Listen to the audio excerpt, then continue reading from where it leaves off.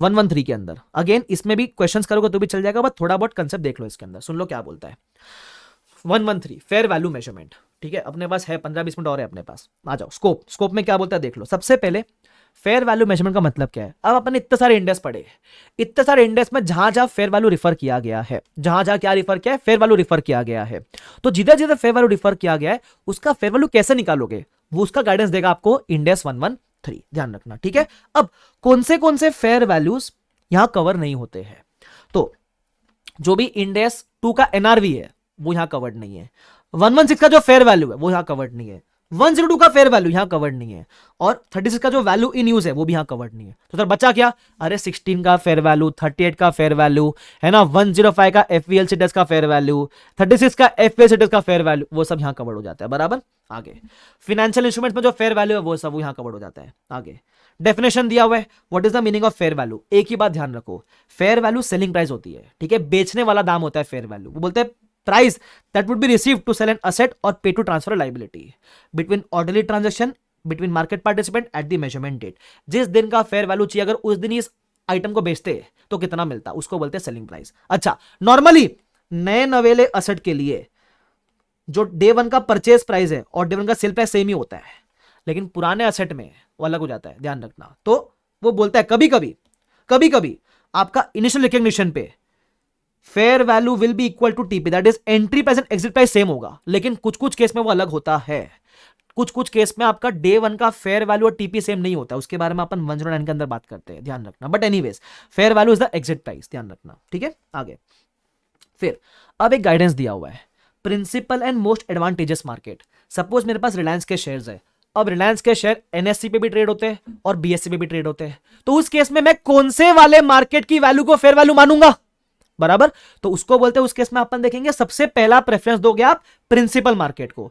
किसको दोगे आप पहला प्रेफरेंस, प्रिंसिपल मार्केट को। What is the meaning of this, principal का मतलब जहां वो ज्यादा वॉल्यूम में ट्रेड होता है, तो अगर वो एनएससी में ज्यादा वॉल्यूम में ट्रेड हो रहा है तो एनएससी का वैल्यू लोगे, अगर बीएससी में ज्यादा वॉल्यूम में ट्रेड हो रहा है तो बीएससी का वैल्यू लोगे, पहला। सेकंड, अगर आपके पास प्रिंसिपल मार्केट नहीं है तो you will consider the most advantageous market. अब मोस्ट एडवांटेजेस मार्केट आप कैसे निकालोगे, मेरी बात ध्यान से सुनना, ये बहुत क्रिटिकल पार्ट है, आधे लोग यही मिस्टेक करते हैं। तो मैं आपको फटाफट से इसमें मैं एग्जांपल है मेरे पास शानदार वाला, वो आपको दिखाता हूं फटाफट से, आ जाओ। चलो इधर देखो, अब जब मोस्ट एडवांटेजेस मार्केट निकालोगे, if principal market is not available you will consider most advantageous market. अभी कैसे निकालोगे, आपको क्वेश्चन में सेलिंग प्राइस दिया हुआ रहेगा, ट्रांसपोर्टेशन कॉस्ट दिया हुआ रहेगा, ट्रांजैक्शन कॉस्ट दिया हुआ रहेगा। मोस्ट एडवांटेजेस मार्केट निकालने के लिए आप दोनों खर्चे माइनस कर देना, ट्रांजैक्शन कॉस्ट भी माइनस करना, ट्रांसपोर्टेशन कॉस्ट भी माइनस करना। तो मोस्ट एडवांटेजेस कौन सा है, जहां आपको ज्यादा पैसा मिलेगा, 96। लेकिन अब मार्केट है कि फेयर वैल्यू क्या होगी, फेयर वैल्यू निकालने के लिए आप सेलिंग प्राइस से सिर्फ और सिर्फ ट्रांसपोर्टेशन कॉस्ट माइनस करना, ट्रांजैक्शन कॉस्ट कंसिडर मत करना। मतलब when you want to consider most advantageous market you will deduct all the cost, लेकिन एडवांटेजेस मार्केट मिलने के बाद जब आपको पूछे फेयर वैल्यू कितनी है तो आप सिर्फ selling price minus transportation cost बोलोगे। तो इस केस में मेरी फेयर वैल्यू कितनी होगी मार्केट डे की, 100 रुपया होगी, ध्यान रखना, बराबर। तो मैंने 2 स्टेप प्रोसीजर दिया हुआ है। In case of most advantageous market there is 2 step procedure. पहला ढूंढो what is the most advantageous market, वहां सब माइनस कर दो, और फिर जब आपको मिल जाए मोस्ट एडवांटेजेस मार्केट तो उसमें सेलिंग प्राइस में सिर्फ ट्रांसपोर्टेशन कॉस्ट माइनस करना, ध्यान रखना। क्लियर वाला पार्ट खत्म कहानी इसकी। ये पहला केस है जहां we discuss about transportation sorry principal market and most advantageous market, और इसमें मैंने बताया कैसे निकालना है। उसके बाद second case, fair value for a non financial asset. Suppose आपका पीपी वगैरह है तो उसकी फेयर वैल्यू क्या होगी, तो वो बोलता है जो भी इसका हाईएस्ट एंड बेस्ट यूज है। फॉर एग्जांपल मेरे पास एक प्रॉपर्टी है, मैं करंटली उसको स्टूडियो की तरह यूज कर रहा हूं, लेकिन इफ आई वांट मैं इसको ओयो बना सकता हूं, मैं इसको क्लब बना सकता हूं, मैं इसको ब्यूटी पार्लर बना सकता हूं। तो अब which is the highest and best use possible, जो करंट यूज करो उससे फर्क नहीं पड़ता है, पॉसिबल क्या highest and best use, beauty parlour. तो ये मेरा फेयर वैल्यू होगा पीपीई का। हाँ, हाईएस्ट एंड बेस्ट यूज तब लेना when it is physically possible, legally permissible, financially feasible. मतलब बेसिकली इस प्रॉपर्टी को ब्यूटी पार्लर में कन्वर्ट करना फिजिकली पॉसिबल है, लीगली परमिसेबल है, फाइनेंशियली फिजिबल है, तो ही आप ये वैल्यू लोगे। सपोज गवर्नमेंट ने अलाउ नहीं किया ब्यूटी पार्लर बनाने को, बोला भाई साहब ब्यूटी पार्लर नहीं बनेगा, वो बोलते असली चेहरा दिखाया जाएगा हर इंसान का, no beauty parlour no makeup, तो उस केस में next highest and best use कौन सा था, क्लब। तो अपन क्लब वाली वैल्यू कंसिडर करेंगे, ध्यान रखना। कल खत्म हो गई इसकी कहानी। उसके बाद आपका आता है फेयर वैल्यू हायरार्की। अब ये फेयर वैल्यू हायरार्की जबरदस्त चीज है। इसका मतलब क्या, ध्यान से सुनना, फेयर वैल्यू हायरार्की का मतलब क्या है। इसके लिए भी अपन किताब में जाता है, फटाफट से क्या बोलता है देख लो इधर। वो बोलता है there are some fair value rules. अगर आपके पास कोई भी इक्विटी इंस्ट्रूमेंट्स है, डिबेंचर्स है, प्रेफरेंस शेयर्स है, तो अगर ये equity debenture preference share active market में ट्रेड होते हैं, मतलब वो लिस्टेड है, तब तो आप वो जो मार्केट पे ट्रेड हो रहा है जो प्राइस है वो कंसिडर कर लो। अगर इनका कोई भी एक्टिव मार्केट नहीं है तो उस केस में you will enter into fair value hierarchy. Now what is the meaning of fair value hierarchy. यहां 3 लेवल ऑफ इनपुट्स है, लेवल 1, लेवल 2, लेवल 3, बराबर। अगर आपके पास खुद का एक्टिव मार्केट का फेयर वैल्यू नहीं है तो आप आइडेंटिकल कंपनी का फेयर वैल्यू उठा लेना। आइडेंटिकल मतलब exactly a replica of your company. उसका अगर कोई कोटेड प्राइस है तो आप वो कंसिडर कर लेना। अगर आपने वो कंसिडर किया विदाउट एनी एडजस्टमेंट तो उसको बोलेंगे आपने लेवल 1 इनपुट का फेयर वैल्यू कंसिडर किया है। अच्छा, अगर आपके जैसी एग्जैक्टली आइडेंटिकल कंपनी नहीं है तो आप लोगे सिमिलर कंपनी का कोटेड प्राइस। कोटेड मतलब लिस्टेड कंपनी का प्राइस। तो सिमिलर कंपनी का प्राइस अगर आपने लिया तो हम बोलेंगे आपने लेवल 2 का इनपुट यूज किया है। अगर आपके पास ना ही कोई आइडेंटिकल कंपनी है ना ही कोई सिमिलर कंपनी है तो उस केस में you will use valuation techniques, जो है लेवल 3 का इनपुट। वैल्यूएशन टेक्निक में जो आप एसएफएम में सीखते हो ना, dividend discount model, Gordon growth model, discount cash flow model, तो वो सबसे जो आपको मिलती है फेयर वैल्यू, उसको बोलते हैं लेवल 3 का इनपुट का फेयर वैल्यू। ध्यान रखना, अगर आपके खुद के ही शेयर्स, ये जो इक्विटी शेयर्स है, अगर ये खुद ही लिस्टेड होते तब तो हायरार्की में घुसना ही मत। खुद की फेयर वैल्यू नहीं है, खुद की एक्टिव मार्केट की वैल्यू नहीं है, तभी आप हायरार्की में घुसोगे। आइडेंटिकल कंपनी यूज किया लेवल 1, सिमिलर यूज किया लेवल 2 और टेक्निक यूज किया तो लेवल 3। ये बात ध्यान रखना। अब इसमें थोड़ा और डिटेलिंग है, डेप्थ में चले जाएगा थोड़ा सा और। ये सुनना मेरी बात, आइडेंटिकल कंपनी का लेवल 1 पता है कब होगा, अगर आइडेंटिकल कंपनी का आपने फेयर वैल्यू यूज किया है विदाउट एनी एडजस्टमेंट तो बोलेंगे लेवल 1 का इनपुट। अगर इसमें आपने छोटे मोटे एडजस्टमेंट किए, भले इनसिग्निफिकेंट एडजस्टमेंट किए, छोटे मोटे एडजस्टमेंट करके कंसीडर किया वैल्यू, तो हम कहेंगे it will be level 2 input. और अगर आपने आइडेंटिकल कंपनी का डेटा यूज किया और बहुत सिग्निफिकेंट एडजस्टमेंट किए तो लेवल 3 इनपुट। ध्यान रखना, बराबर। उसके आगे अगर आप सिमिलर कंपनी डेटा यूज करते हो विदाउट एनी एडजस्टमेंट तो लेवल 2 का इनपुट होता था, लेकिन अगर इसमें आपने एडजस्टमेंट किया, अब वो सिग्निफिकेंट हो कि इनसिग्निफिकेंट हो, लेवल 3 इनपुट माना जाएगा। इस बात का आप ध्यान रखना। Yes, perfect. Hello sir, just wanted to say thank you. I am a chartered accountant and cleared FR with exemption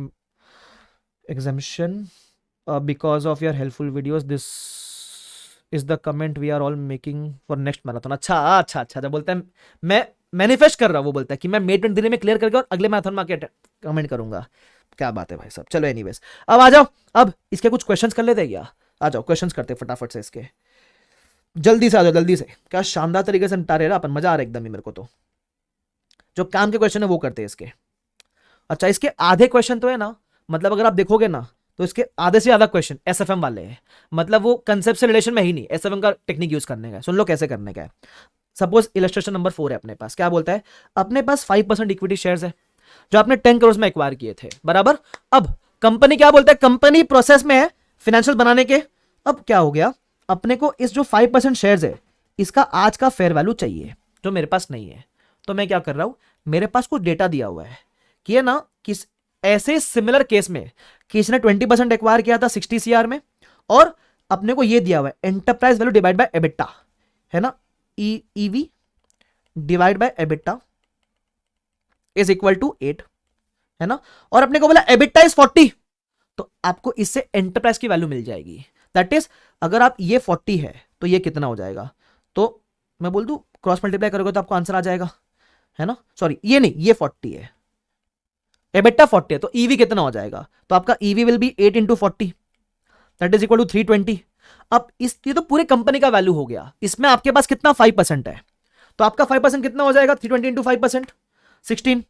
अब वो बोलता है ये तो नॉर्मल प्राइस है, लेकिन इसमें आपको 5% का लिक्विडिटी डिस्काउंट और 5% का एनसीआर डिस्काउंट लगाना पड़ेगा। जब डिस्काउंट बोले तो माइनस कर देना, तो 5 + 5 10% माइनस करना है, तो माइनस कर देना 10%, तो कितना आएगा -10%, तो आएगा 14.4। ये आपके शेयर्स का वैल्यू है। बेसिकली मैं बोलूं आपने वैल्यूएशन टेक्निक यूज किया, लेवल 3 इनपुट यूज किया आपने, बट वो पूछा नहीं अपने से। 14.4 इज द आंसर, खत्म कहानी।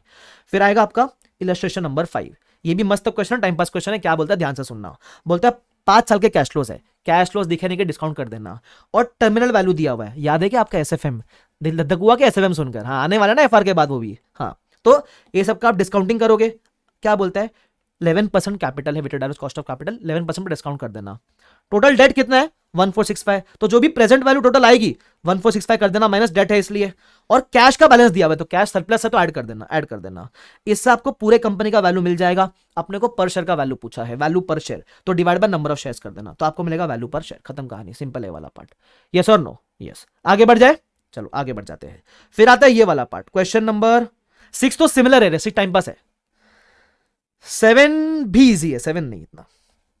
8 पे आ जाओ। ये एलडीआर का पापा स्क्वायर है ना, ये एलडीआर स्क्वायर है भाई साहब। मस्त क्वेश्चन एकदम। क्या बोलता है सुनना, बोलता है डी कमीशनिंग का वैल्यू ढूंढने का है हमने को। अब मैंने क्या कहा था, डी कमीशनिंग का वैल्यू ढूंढने का इसके अंदर। तो आप बोलोगे सर प्रेजेंट वैल्यू है, अरे इतना आसान नहीं है। सपोज डी कमीशनिंग हम क्या कहते हैं 10 ईयर्स के बाद इंकर करना है 100 करोड़।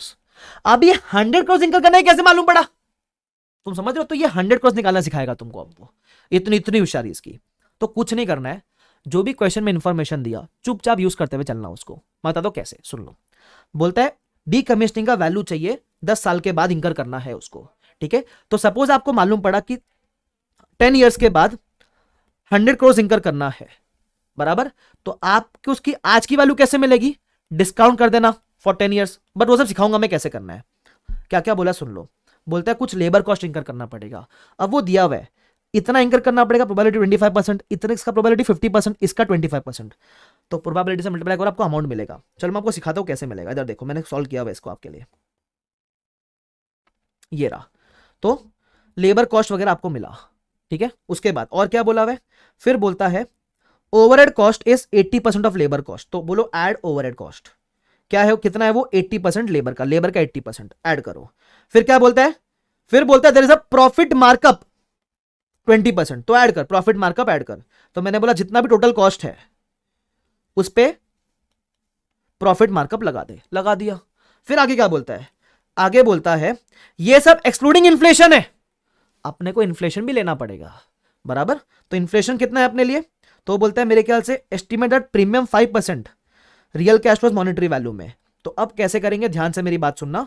ये जो 5% का प्रीमियम है ये अपन लगा देंगे, तो टोटल जो भी वैल्यू आई उस पर 5% प्रीमियम ऐड कर दिया। वेरी गुड, ठीक है। प्रीमियम बोला तो प्रीमियम मतलब ऐड करना होता है, तो प्रीमियम ऐड किया। फिर बोलता है अच्छा इन्फ्लेशन नीचे दिया हुआ है 4% over the period of 10 years. अब इन्फ्लेशन आप कैसे करते हो, आपको करना पड़ेगा 1.04:10। ये जो भी फैक्टर आपको आएगा वो इतना आता है 1.4802, कैलसी पे करोगे तो आएगा, है ना। ये आपके 10 साल का इन्फ्लेशन का एनुइटी फैक्टर है, ठीक है। बस जितना भी वैल्यू है उसको इस 1.4802 से मल्टीप्लाई कर देना, आपको मिलेगा डी कमीशनिंग का वैल्यू।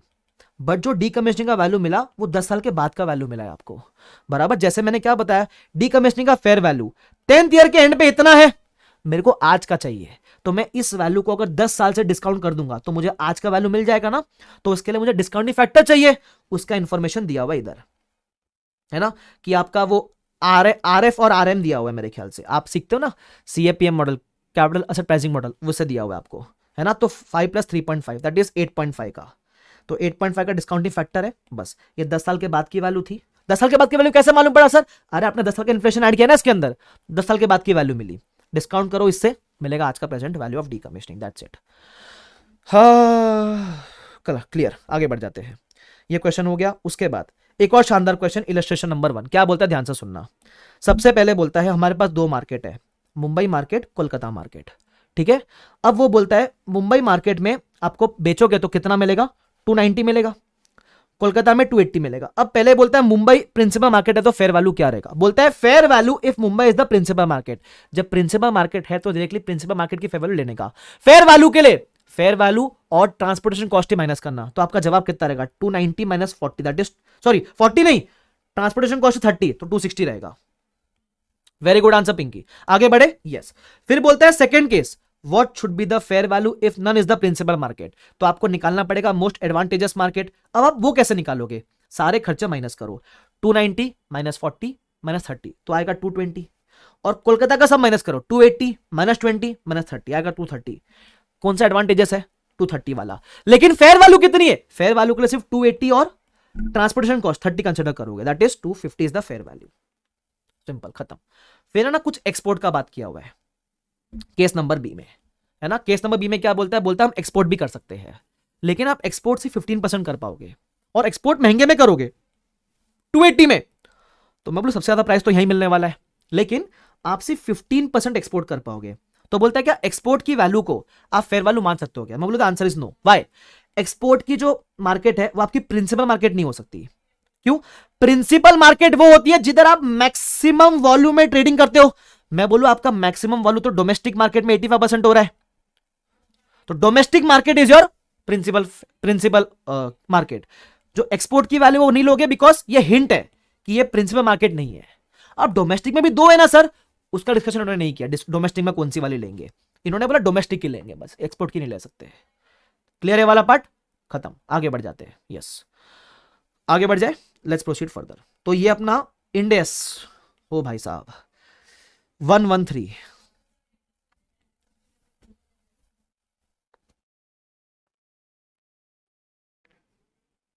मेरी खामोशी को मेरी कमजोरी मत समझना, सीए स्टूडेंट हूं मैं। अरे वाह सर वाह, अरे हो गया। तो ये अपना 113 भी हो गया।